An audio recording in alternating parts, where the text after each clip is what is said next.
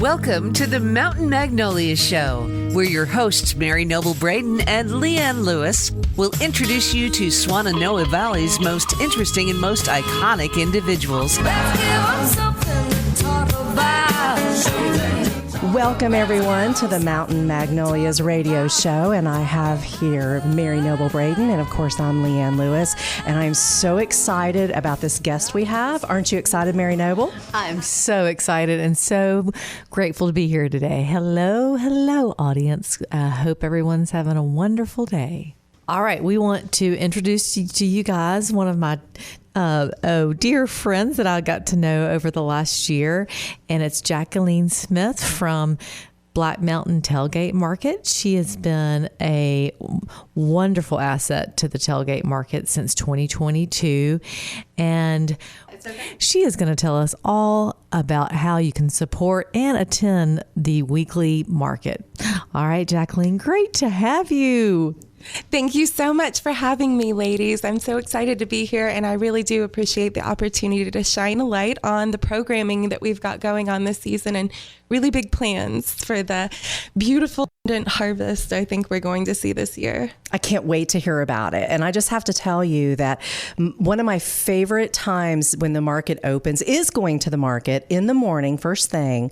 And it's like you have all these friends you haven't met yet. Yeah. Right? Yeah, absolutely. We have so many of our community members that regard this as like they're almost like their house of worship, their community center, their chance to get out and just spread joy and be alive and share in delicious produce and lovely, artisan goods that we've got featured at the market. So it's been a long time running. This is our 30th year in operation. So it's going to be a big year for us.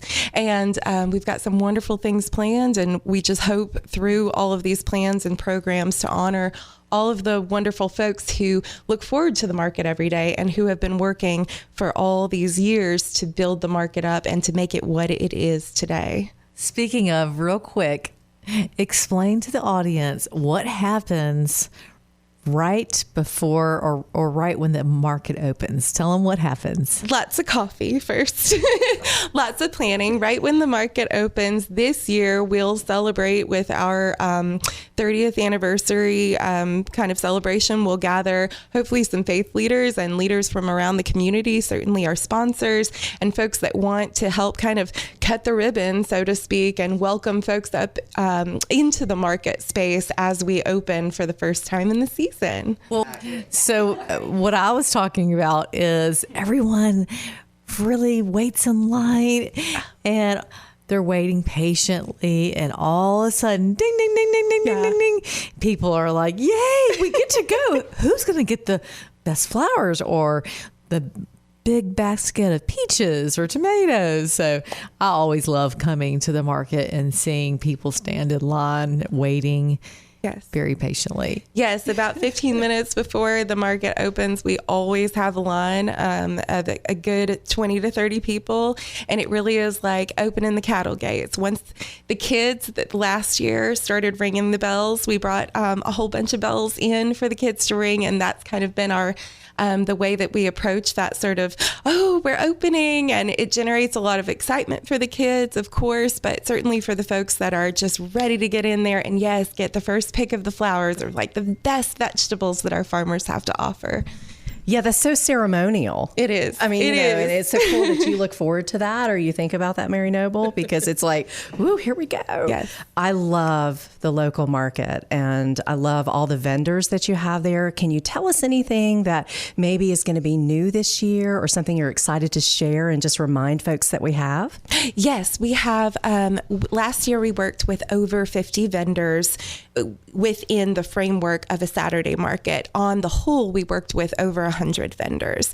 And so we were able to really tailor the market to fulfill people's desires. We always work for the betterment of the immediate community, of course, and we have all of these wonderful market goers who are very vocal about what they would like to see in the market. And so curating vendors is really a response to what the needs are immediately here in the community. And so this year I am looking forward to hosting a wider array of local artisans who have sort of just heard about the market for the first time, and then additionally more value added products. So we do have a lot of market goers with gluten intolerance or sensitivities, with dairy intolerances and other, considerations to take into account. So we try to meet them where they are and find really incredible vendors to bring those offerings to their tables. That's great. I know my son looks forward to the cheese table. There's something about the goat cheese. Who doesn't? He loves the goat cheese table, and I love the flowers. Lee. Oh, yes. Yes. The flowers, yes. Well, as a Black Mountain residents for the last 20 years, I have been going to the market for a long time and sponsoring as well.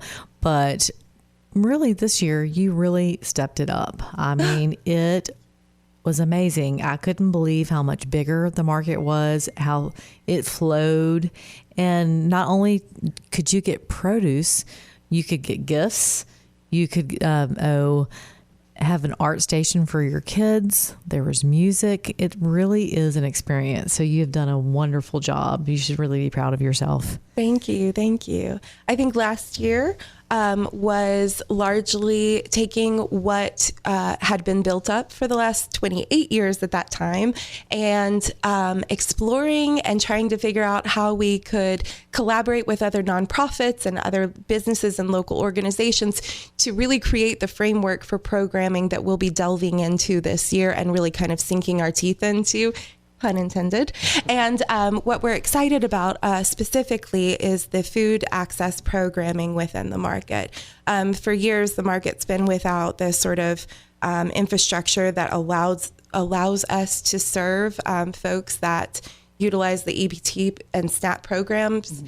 We also have a senior farmers market nutrition program, as well as a prescription program that goes in this year again. And so these kinds of programs have been instrumental in helping us reach more people, bring people into the fold, and really be able to use the platform for a more rigorous sort of focus on educating kids and elders alike about how delicious and wonderful our local produce is, and obviously all of the wonderful artisan goods that we're able to feature. I love that. So how have the appeal to offering the different payments so that we have everybody has access, to fresh food and the market. So how has that come along? Is there a lot of popularity on that since you've offered the EBT and different forms of payment?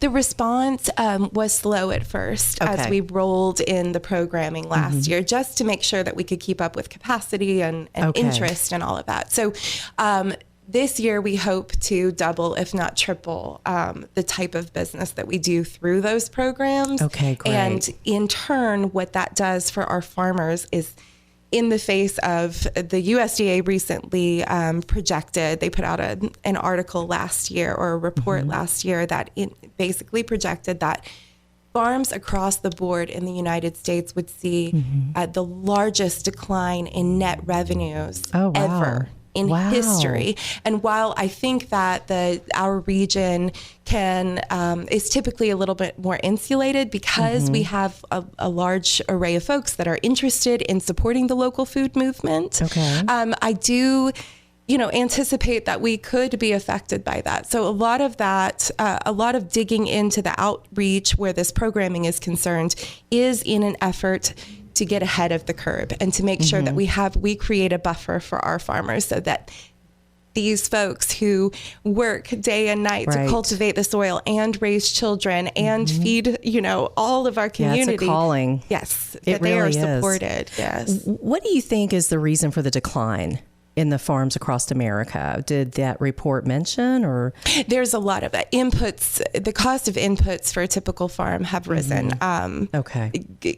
So overhead. Yes. Overhead. Okay. Overhead Supplies. is, yes. Okay. Expense. Farmer too. Yeah. Yes. Yes. For You're us. a farmer. You know. Yes, for us, even as a farm, Right. as a small semi-urban farm, it costs for grain and other things have gone up quite significantly. So the best way to support our farmers is to buy show local. up. Yes, at show the market. Up, buy local, enjoy a massage, enjoy some of the wonderful local musicians that we're able to provide a platform for. Bring your children, or if you're into local, like local goods or hands-on multi-sensory activities, we've got a place for you. And we would love to invite our community to come volunteer and be a part of the experience so that we can keep the market running, keep it vibrant, make sure that we are maintaining that level of outreach that is so critical to the livelihoods of our farmers, but also our community on the whole. That's great. So talk about the volunteership. That piqued my interest. What does that mean? We have a rock solid, very small group of core volunteers that was extremely active, and they're, present every Saturday, working from the beginning of the market till the end of the market. And we were so fortunate to have that. And we invite more of our community to come and join us in this, be a part of that, in this sort of collaborative effort, because it really does take a village, no matter what you do. And there's a lot of joy. All of our volunteers get market bucks and little kickbacks, like baked goods and coffee and fun things. So we really try to take care of our volunteers. And what kind of things would the volunteers be involved in? Setting up tables, tents? Is that a good? You name it. Basic market infrastructure. A lot of our volunteers have been integral in just helping vendors sort of get their tents. We have a number of vendors that, have some physical disability. So we like to have our volunteers go in and help facilitate and take that load off and just make it easier for everybody to get in. That's wonderful. It's like a concierge, market concierge. Well, just show up and here we are going to help you. I mean, it is people helping people. I didn't know that existed. Yeah. That's wonderful. So last year, I know y'all created a new program for businesses that could donate to the market, right? And I know that because Noble and Company was a barnyard, not volunteer, barn raiser sponsor. You were an excellent barn raiser sponsor for us, and we so appreciate you. Oh yeah, but I want you to tell the audience how, if somebody wants to actually be a sponsor, how you could do that. So I have just completed my 2024 sponsorship program, or our 2024 sponsorship program. You will find that online. We also will be passing that out in person to folks that we've worked with before. And it's a great way to just get involved, and also in turn utilize our platform, our growing social media platform, and our attendance rates were great last year. We saw well over 1,200 people on average every Saturday. It was an amazing turnout, and we expect to see higher numbers even this year. And so, all our sponsorship information will be available online, and you can always email us at info@blackmountainmarket.org. Awesome. We'll also put that on our Facebook page. So one of the things, I'm not going to name any names at the farmers market, but I'm going to give the audience a little teaser about some of the things that we could get at the farmers market. And of course, I hope to have certain people on the show as well. Some of the favorite things that I like are breads, chocolate. They have tea, coffee, chai, beautiful flowers, some of the best donut peaches I've ever had. Well, I won't name names, but we might. Yes. Let's see what else. I mean, anything from incredible. There is a French bakery there. You can get quiches or pear turnovers. So I hope that the audience will really be moved to go to the farmers market. Tell them also when they can go, what months the farmers market is open. Yes. Mary Noble, you are so right. We have last year we worked with an incredibly wide and unique array of local artisans and vendors and makers and artists. And so we hope to continue on that trajectory and really deliver some delicious goods to the folks that need them here in the community. And we will be open Saturday, May 4th. Yay! To November 16th this year at 130 Montreat Road in Black Mountain. And we cannot wait to see you. Our hours are 9 a.m. to 12 p.m. And we are looking forward to hosting all of you guys. Jacqueline, what a pleasure to have you. And thank you so much for that long, I know that was a really long drawn out informational you just did. Yeah. So I'll give you a break for a minute. No, but really, we are so honored to have you here and to be a part of such a wonderful community connector. And you're one of our folks that are, we feel like, that are just kind of under the radar, you know, in the shadows we don't know much about. And that's why we wanted to bring you in. You were undercover.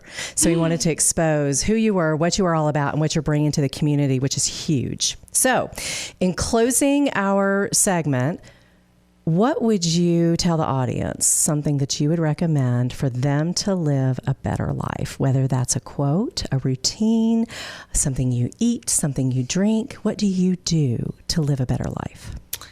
Well, I always recommend love. I believe that love is the basis for all good things. I love it. And that's simple and beautiful, and it's enough, right? Yes. Wonderful. Well, Mary Noble, we have another show to wrap up here. Thank you for joining us, the Mountain Magnolias. Thank you. And thank you, Jacqueline, so much for coming. And one other thing I wanted to say is that this show is about revealing the love and the community. And you are definitely the heartbeat of our community. So thank you again for sharing all of your knowledge and doing a wonderful job. You really should give yourself a pat on the back because you have changed that market for the better. So thank you so much. Thank you for joining us for Mountain Magnolias with your hosts, Mary Noble Braden and Leanne Lewis.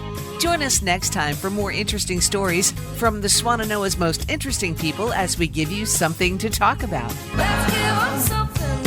Mountain Magnolias is a production of Noble & Company Realty in Black Mountain. For more information, please call them at 828-357-5243. 828-357-5243. The preceding has been a production of Signal Hill Studios. For more information, please call 704-872-0550.